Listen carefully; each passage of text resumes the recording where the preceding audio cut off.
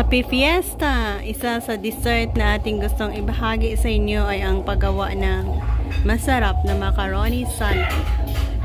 Yan ang ating best macaroni salad recipe.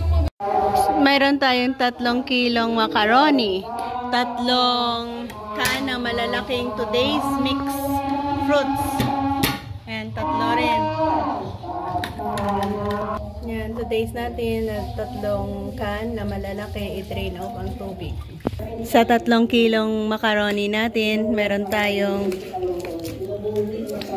mayonnaise na 470 ml, 2, 4, 5 sachet, isang nata di coco green, red, meron ding ito, nasa bottle, 2, 4, 6,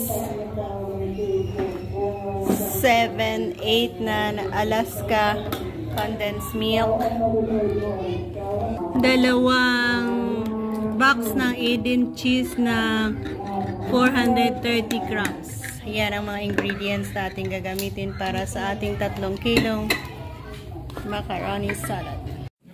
Yan, lahat ng mga wet ingredients mix natin, kagaya ng gatas at mayonnaise.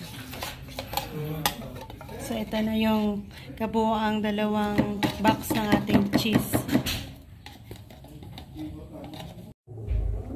Yan, hindi natin na ipakita kanina. Mayroon pa pala tayong 1 litro na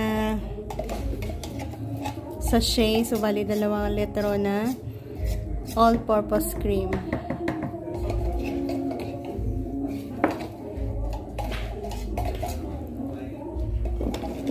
Yan, continue tayo dito sa pagmix ng ating gatas, mayonnaise, at all-purpose cream. So, ayan guys, mixing na natin ang mayonnaise at condensed milk. Mayroon pa tayong hindi na pasok dyan, ang ating all-purpose cream, raisins, at peanut butter. Yan. First, mix ang macaroni at fruit mix. 3 can ng malalaking fruit mix.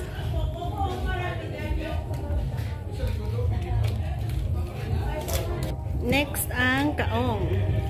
Ayan. Napakadami, no? Ayan. I-mix natin ang mixture.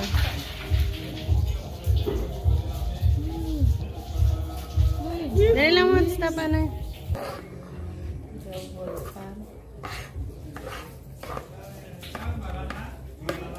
Yan.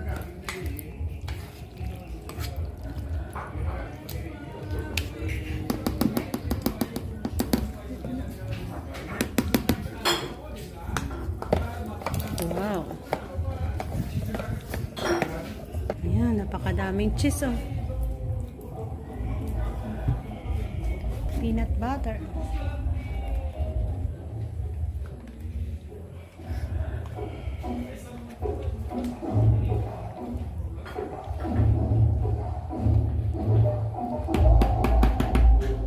Hindi ka mo dahil pwede ka nagaw sa on-site dayaw. Ha? Ayan, peanut butter.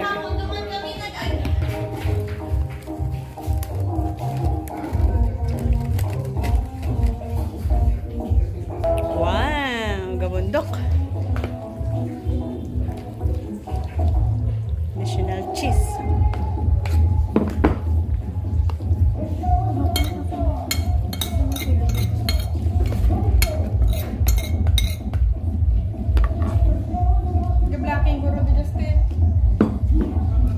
So, ayan guys, thank you for joining us. Nagkaroon na naman tayo ng isa sa masarap na dessert, ang macaroni salad.